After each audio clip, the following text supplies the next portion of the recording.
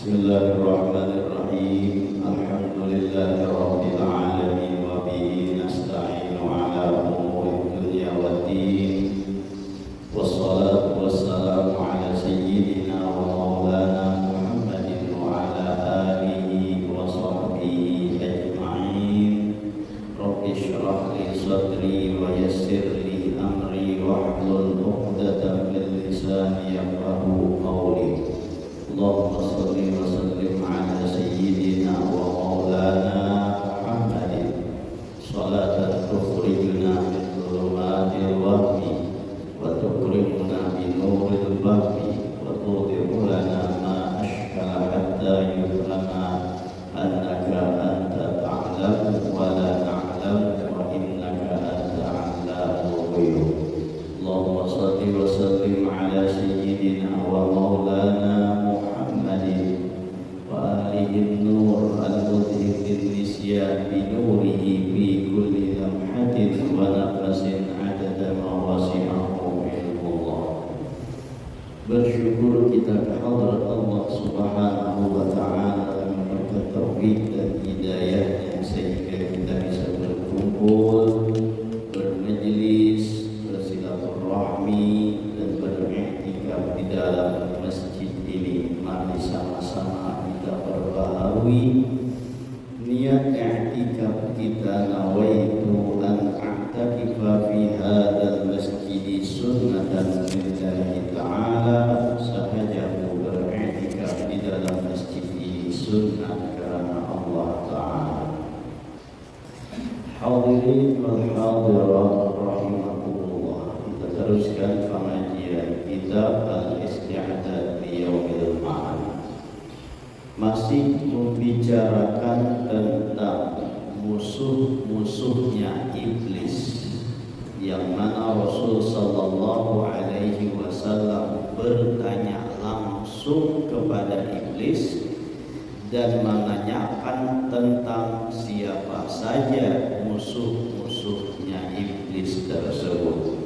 Nah, lalu iblis pun menjawab bahwa musuh-musuhnya itu ada 20 golongan yang sudah kita bicarakan, yaitu adalah yang pertama Nabi Muhammad sallallahu alaihi wasallam.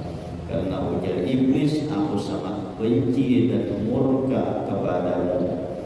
Yang kedua adalah orang alim yang mengamalkan ilmunya. Yang ketiga adalah orang yang membaca ataupun menghafal Al-Quran apabila dia mengamalkan dengan apa yang terdapat di dalam Al-Quran tersebut. Yang kelima adalah orang yang muadzin semata-mata karena Allah di dalam sembahyang 5 waktu. Yang keenam adalah orang-orang yang cinta terhadap orang-orang fakir dan miskin dan anak-anak yatim. Selanjutnya yaitu adalah orang yang memiliki hati yang kasih sayang. Kemudian adalah orang-orang yang tawadhu bagi kebenaran. Kemudian adalah seorang pemuda yang tumbuh di dalam ketaatan kepada Allah Subhanahu wa Ta'ala. Kemudian adalah orang-orang yang memakan harta yang halal. Kemudian adalah 2 orang yang saling berkasih sayang karena Allah Subhanahu wa Ta'ala. Nah, sampai di situ.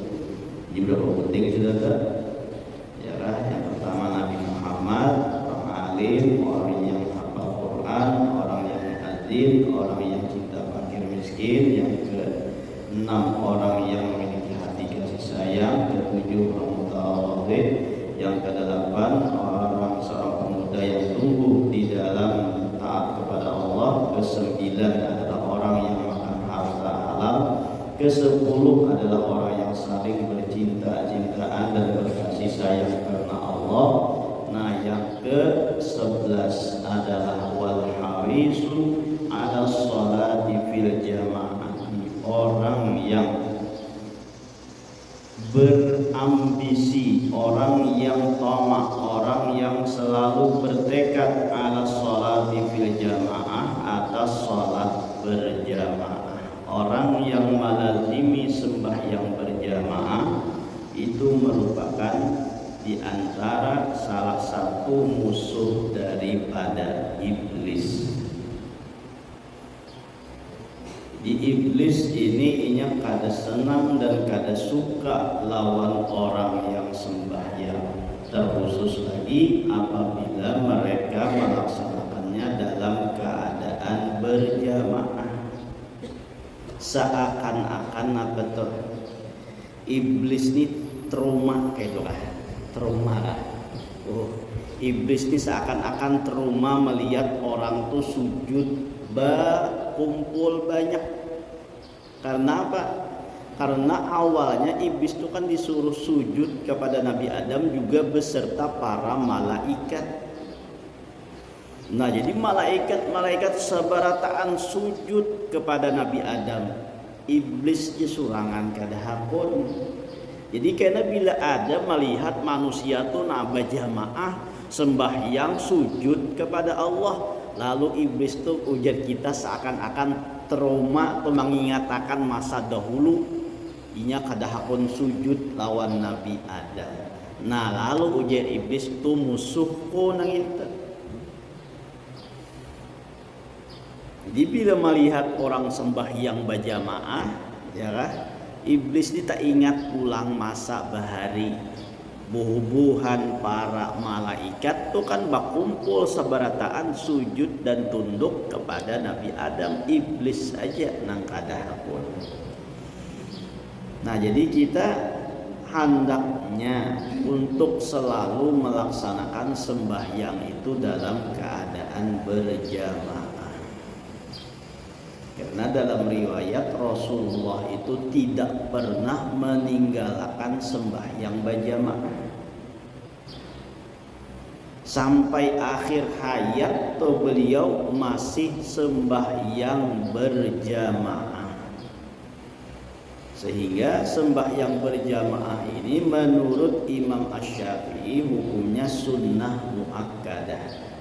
Bahkan menurut imam yang lain ada yang mengatakan hukumnya wajib sembahyang berjamaah. Nah, artinya mengkawal kita tuh jangan sampai ketinggalan sembahyang berjamaah. Apalagi nang parak-parak masjid. Nah, itu perlu diperhatikan sembahyang berjamaahnya. Karena ujar Rasulullah la salata li jaril masjidi illa fil masjid.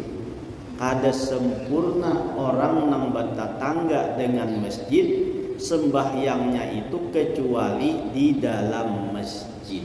Artinya orang nang parak rumah lawan masjid itu dianggap kada sempurna sembahyangnya mun kada sembahyang berjamaah di masjid. Ini ujar Rasulullah sallallahu alaihi wasallam. Jadi siapa lagi nang maisiinya amun kada nang bubuhan nang badatangga nang parak lawan masjid itu. Nah, jadi pun turun sakampungan rame juga masjid itu. Jangan turut sakampungan tuh pas waktu puasaan aja. Bahasa kampungan turun sampai masjid kedemuan. Ya kan? Tapi itu awal-awal puasa.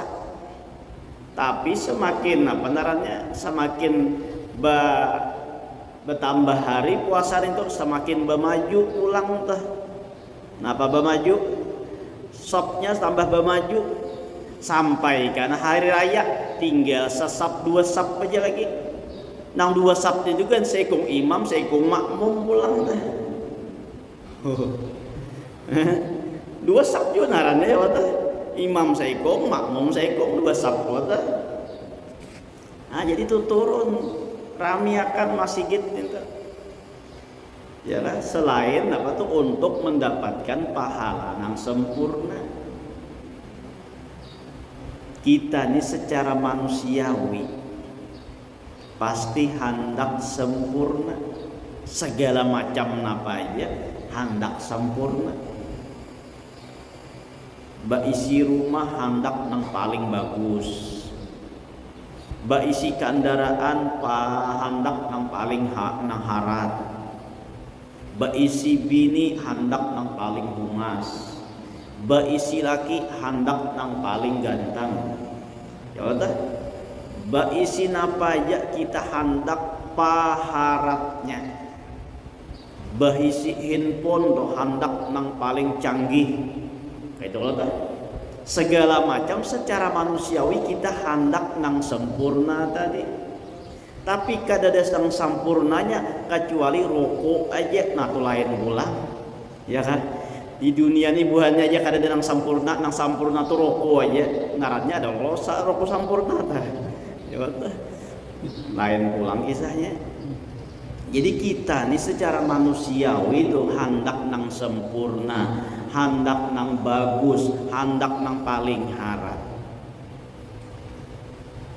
Tapi kenapa dalam segi akhirat, dalam segi pahala kita kada hendak memilih nang paling harat juga, memilih nang paling bagus juga, ya kan? Kada sempurna nang batetangga lawan masjid kecuali sembahyang di masjid. Nah berarti kita hendak memilih nang sempurna sembahyang di masjid berjamaah pulang teh. Kenapa kita kada ada keinginan untuk mengambil pahala nang sempurna nente? Padahal masjid para berjalan kawa aja, mata hawas saja, kada ada halangan untuk mendatangi masjid. Nang ada nih tuh, ya kan? Sebuting aja, napa? Kulir, itu aja penyebabnya teh. Segala macamnya kada danang menghalangi kita untuk sembahyang berjamaah. Kenapa jadi kada sembahyang berjamaah? Ya tadi kulir ini Pak. Mandangar aja tah di masjid tuh orang adzan. Allahu Akbar, Allahu Akbar, Allahu Akbar,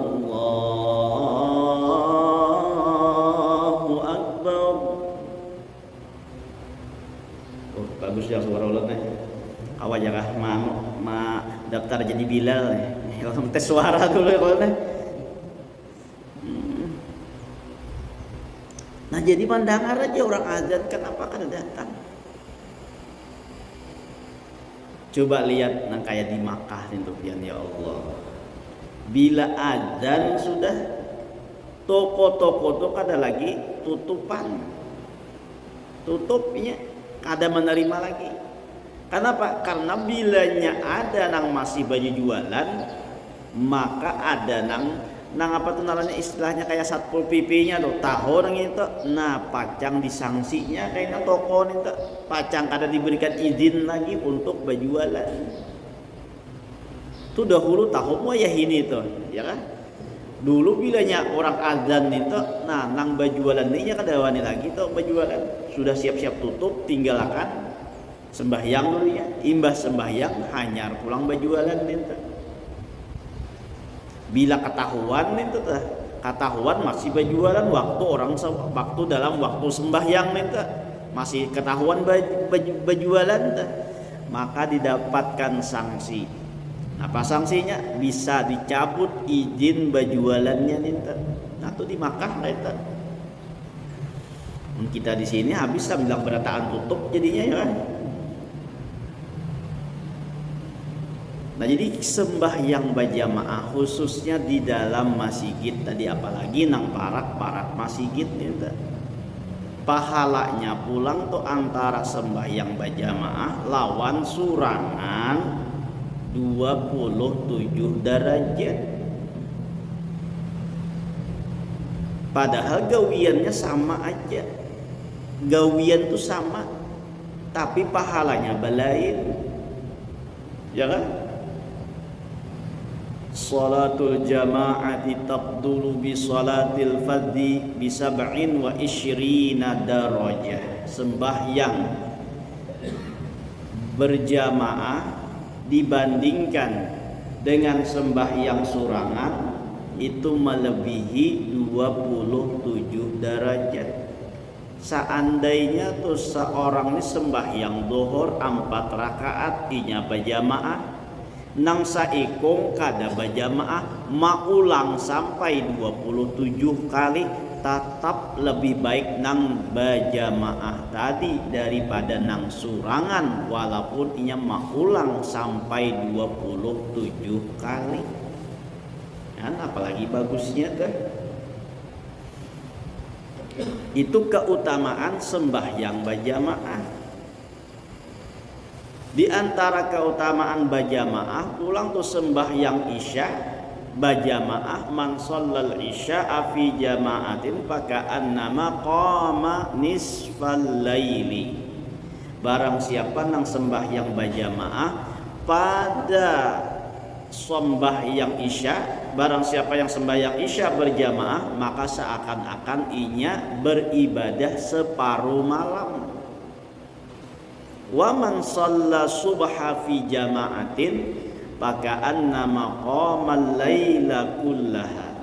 Barang siapa nang sembahyang subuh pulang berjamaah maka seakan-akan inya menghidupkan malam seluruhnya. Artinya bila sembahyang subuh berjamaah itu nang kaya napa narannya, nang kaya beribadah samalaman suntuk.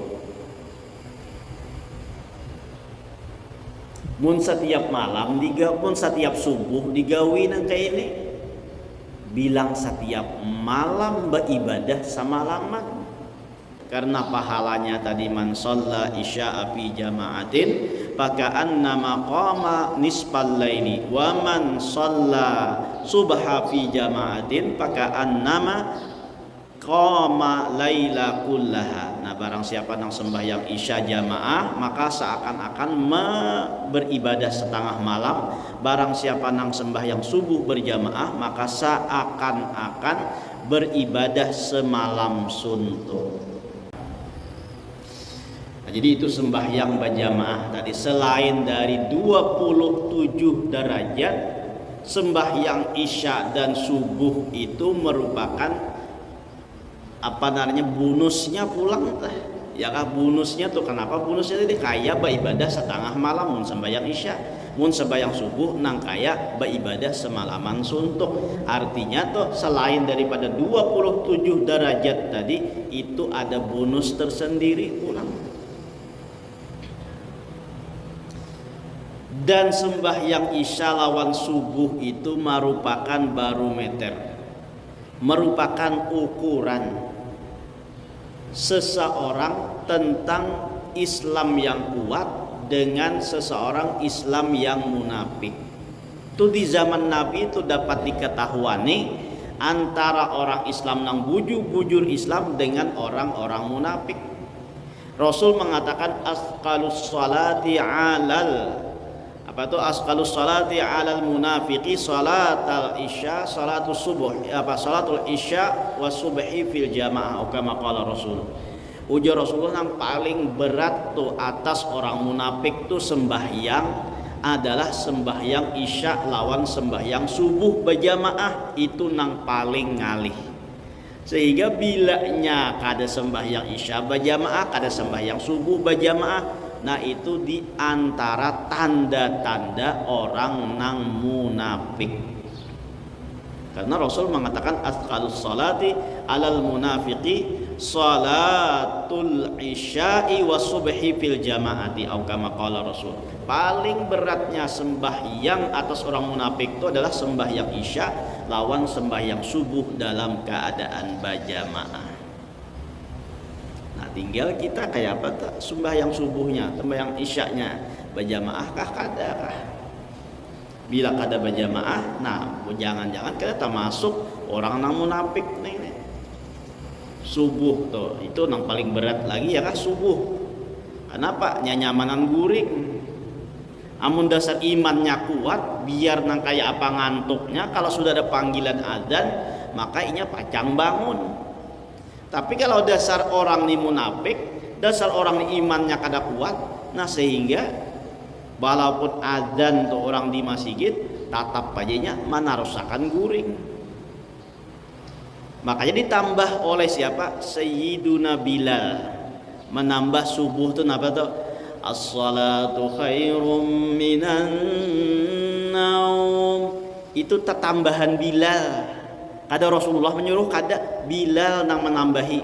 Tapi Rasulullah mendengar, kada menagur. Nah maka itu termasuk sunnah juga. Sehingga tambahan itu dijadikan ketetapan pada waktu subuh bila adzan ditambahkan dengan as-salatu khairun minan naum. Apa tuh? Sembahyang itu lebih baik daripada guring. Itu tuh yang ditambahi oleh Bilal. Nah, jadi sembahyang subuh, apalagi sembahyang subuh itu yang paling berat. Nah, maka kita jaga sebaik-baiknya sembahyang 5 waktu ini dengan berjamaah. Karena orang yang menjaga sembahyang berjamaah ini merupakan musuh daripada musuhnya iblis laknatullah. Orang yang selalu sembahyang dalam keadaan berjamaah itu menjadi musuhnya iblis. Kemudian wallaili walladzi yusalli bil laili wan nasu niyam. Nah itu aja kan keenak kita sambung bahasa. Mudah-mudahan dengan berkat kita berkumpul diampunkan segala dosa kita, dosa kedua orang tua kita, dosa guru-guru kita, dan dosa kaum muslimin wal muslimat.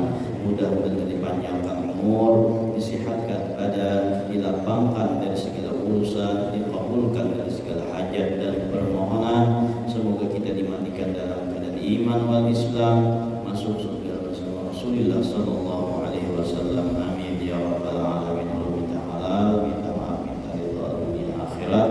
Ala hadhihi niyyah wa kulli niyatin salihah wa ala ma nawa bihi salafus salih ila hadratin nabi al-fatihah. شكرا من القلب شكرا مع الحب إنا نقدركم